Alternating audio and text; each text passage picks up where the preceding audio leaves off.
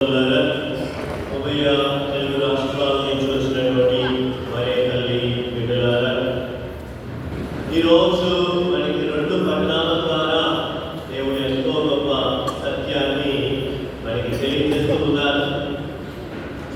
మొదటి పట్టణంలో మనము ఆలకించాము, దానియేలు సింహపు బోనులో ఉండి దేవుడు కాపాడుట.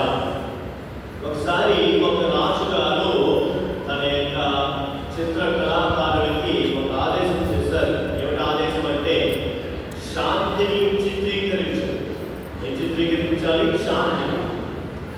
అయితే అనేక మంది అనేక రకాలుగా వారు చిత్రాలు గీశారు, బొమ్మలు గీశారు. వారిలో ఒకడు చక్కని చెరువుని, నీలాకాశాన్ని, చుట్టూ ఉన్నటువంటి చెట్లను చిత్రీకరించాడు. శాంతి అంటే ఈ విధంగా నిర్మలంగా చక్కగా ఉంటుంది అని ఆ యొక్క చిత్రకారుడు తెలియజేశాడు. మరొకడు తన యొక్క బొమ్మ ద్వారా ఈ విధంగా తెలియజేస్తాడు.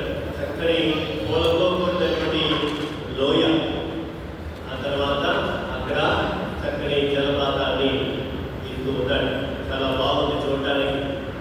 ఇదే శాంతి అంటే అని చెప్పుకుంటాం. అలాగా అనేక మంది శాంతి గురించి అనేకమైనటువంటి చిత్రాలు తీస్తున్నారు. దానిలో ఒకటి మాత్రము పెద్ద తుఫానుని, ఈదురుగాలని, అలలను, ఇవన్నింటినీ చిత్రీకరిస్తూ ఉన్నాడు. ఇవన్నీ ఏంటి? ఇవన్నీ అలజడులు కదా, అల్లకల్లోలాలు కదా. శాంతి అన్నాడు ఏంటి? గూడు కట్టుకొని చక్కగా ఎలా చాలా నెమ్మదిగా అప్పుడు ఆ చిత్రకారుడు అనుకున్నాడు, శాంతి అంటే ఏ కష్టమో ఏ బాధ లేకుండా ఉండడం కాదు, ఎన్ని కష్టాలు వచ్చినా, ఎన్ని సమస్యలు వచ్చినా నెమ్మది కలిగి ఉండడము అని. ఆ పిచ్చుకలాగా శాంతంగా ఉన్నట్లయితే అది నిజమైనటువంటి శాంతి అని ఆ చిత్రకారుడు చెప్తూ ఉన్నాడు. దానియేలుని సింహపు బోనులో పడవేయకుండా దేవుడు ఆపలేదు, కానీ సింహాల నోటిలోకి వెళ్ళకుండా తన దూతను కాపాడు. ఒక్కొక్కసారి నీ జీవితంలో, నా జీవితంలో కూడా కష్టాలు రాకుండా పోవు, అనారోగ్యం రాకుండా పోదు. అయితే వాటన్నిటిలో మనం రోమిలకు రాసినటువంటి లేఖలో 8వ అధ్యాయంలో 32వ వచనం నుంచి మనం చదివినట్లయితే అన్నీ వస్తాయి. కష్టం కావచ్చు, విషామం కావచ్చు, బాధ కావచ్చు, వ్యాధి కావచ్చు, ఇవన్నీ వస్తాయి. కానీ 5వ వచనంలో చూస్తాం, వీటన్నిటిలో మనకి ఎక్కువ విజయము కలదు అని. ఈ జీవితంలో వచ్చి, ఈ యొక్క బాధలో వచ్చి, ఈ యొక్క కష్టంలో వచ్చి, నష్టంలో వచ్చి, వ్యాధులు వచ్చి, అన్నింటి నుంచి దేవుడు తప్పకుండా కాపాడతాడు. నీవు చేయాల్సిందల్లా ప్రార్థన, విశ్వాసంతో కూడినటువంటి ప్రార్థన. ఆ సింహంలో బోనులో పడిపోతున్నా కానీ దానియేలు తన యొక్క విశ్వాసాన్ని కోల్పోలేదు. మరి నీవు నేను ఆ విధంగా విశ్వాసం కోల్పోకుండా మనం జీవిస్తూ ఉన్నామా? ఒకసారి ఇదే వాక్యాన్ని మనం సువిశేషంలో ఆలకిస్తున్నాము. ఇదిగో తల ఎత్తుకొని చూడండి, సహనంతో ఉండండి, దేవుడు తప్పకుండా మీకు తీరుస్తాడు, మీ రక్షణ కాలము. మిగతా వారందరూ ఏమవుతారంట? ప్రజలు ప్రపంచంలో సంభవించే విపత్తుల వల్ల భయచే తమ ధైర్యాన్ని కోల్పోదు. ఈ లోక ప్రజలు తమ ధైర్యాన్ని కోల్పోతారు. కానీ ఇదిగో దేవుడి ప్రజలు ఏ విధంగా ఉంటారంట? ధైర్యంతో తల ఎత్తుకొని. మరి నీవు ఈ లోక ప్రజలుగా జీవిస్తూ ఉన్నావా, లేక దేవుడి బిడ్డగా జీవిస్తూ ఉన్నావా? ఒకసారి ఆలోచన చేసుకోవాలి. తల ఎత్తుకొని చూడు. తగ్గించుకోవడము, భయంతో తగ్గించుకోవడము కాదు. ఆ దానియేలు ఆ సింహపు బోనులో తల ఎత్తుకొని ప్రార్థన చేస్తూ ఉన్నాడు. తల ఎత్తుకుని ఎలా చేస్తాడు దేవుడు? నీవు నేను కూడా మన జీవితంలో కష్టాలు వచ్చినప్పుడు, బాధలు వచ్చినప్పుడు నీవు ప్రార్థన చేయడం ద్వారా ధైర్యాన్ని, ఆత్మస్థైర్యాన్ని పొందుతావు. ఒక ఊరిలో పంది ఉంది.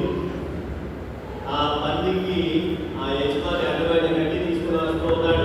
పంటల్లో మిగిలిపోయిన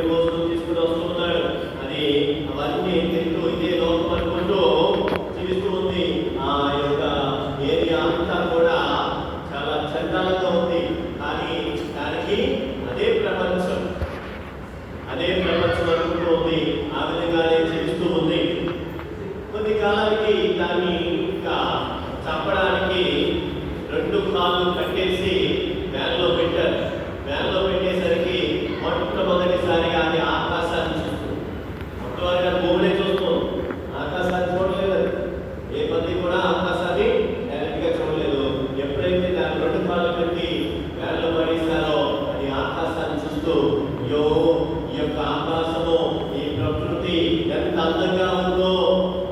ఇప్పటి వరకు నేను నా యొక్క చండాలమైనటువంటి ఆ ప్రాంతాన్ని చూసి ఇదే ప్రపంచం అనుకున్నానే. కానీ ఇదిగో ఆకాశము, ఆ ప్రకృతి ఎంత రమ్యంగా ఉంది. అయితే ఇప్పటికే ఆలస్యమైపోయింది అని వాస్తవం. ఈ జీవితంలో, నా జీవితంలో కూడా నీవు నేను ఈ సోషల్ మీడియా లేకపోతే ఇతర మాటలు, ఈ యొక్క అడ్డమైన వ్యక్తి ఎత్తునే ఉంటున్నా. లేకపోతే మనం ఏం చేస్తున్నామంటే వాళ్ళు వీళ్ళు మిగిలించేసింది, అంటే వాళ్ళు వీళ్ళు చెప్పిందంతా తినేస్తూ ఉన్నాం. అదే రొచ్చులో, అదే చండాలలో, అదే జీవితంలో ఉంటూ ఉన్నాం. కానీ ఈ రోజున నీవు పవిత్రమైనటువంటి ఈ యొక్క స్థలంలోనికి వచ్చినప్పుడు మీరంతా కూడా గమనించాలి. ఎంత బాగుంది ఈ యొక్క తల్లి నిలయము, ఎంత బాగుంది ఈ యొక్క తండ్రి. మీరందరూ భావిస్తూ ఉన్నారు స్వర్గంలా ఉందే అనుకుంటున్నారు. అయితే ఈ స్వర్గాన్ని మీ వెంట తీసుకుని వెళ్ళండి, మీతో పాటే మీ వెంట తీసుకుని వెళ్ళండి. ఏ విధంగా తీసుకుని వెళ్తారో మీ హృదయం నిండా నింపుకోండి. ఆ తల్లి యొక్క దీవెను, ఆ తండ్రి యొక్క ఆశీర్వాదాన్ని మీ యొక్క హృదయం నిండా నింపుకొని మీరు ఇదే జీవితాన్ని ఏ విధంగానైతే చక్కగా మీరందరూ దివ్యబలి పూజలో పాల్గొనడానికి వచ్చి ఉన్నారో, అదేవిధంగా మీరు మీ యొక్క విచారణకు వెళ్ళినప్పుడు ఆ విధంగానే నిండు పూజలో పాల్గొనడానికి ప్రయత్నం చేసినప్పుడు ఆ తల్లి యొక్క దీవెన, ఆ తండ్రి యొక్క ఆశీర్వాదం మీపై ఉంటుంది. కష్టాలు రావు అని నేను చెప్పను, బాధలు రావు అని నేను చెప్పను. కానీ వాటన్నింటిలో ఎక్కువ విజయాన్ని మీరు పొందుతారు. విషయాన్ని ఎప్పుడు కూడా మర్చిపోవాలి. ప్రియమైనటువంటి సహోదరి సహోదరులారా, నేను మా యొక్క విచారణ ప్రజలకు నేర్పించినటువంటి ఒక ప్రార్థన మీకు కూడా నేర్పిస్తూ ఉన్నాను. రాజుల దినచర్య 2వ గ్రంథము 20వ అధ్యాయము 12వ వచనంలో మనం ఆలకిస్తాం. రాజుల దినచర్య 2వ గ్రంథము 20వ అధ్యాయము 12వ వచనం. అక్కడ ఆ యొక్క ఇశ్రాయేలు రాజుపైకి 3 రాజులు, ఒకే 3 దేశాల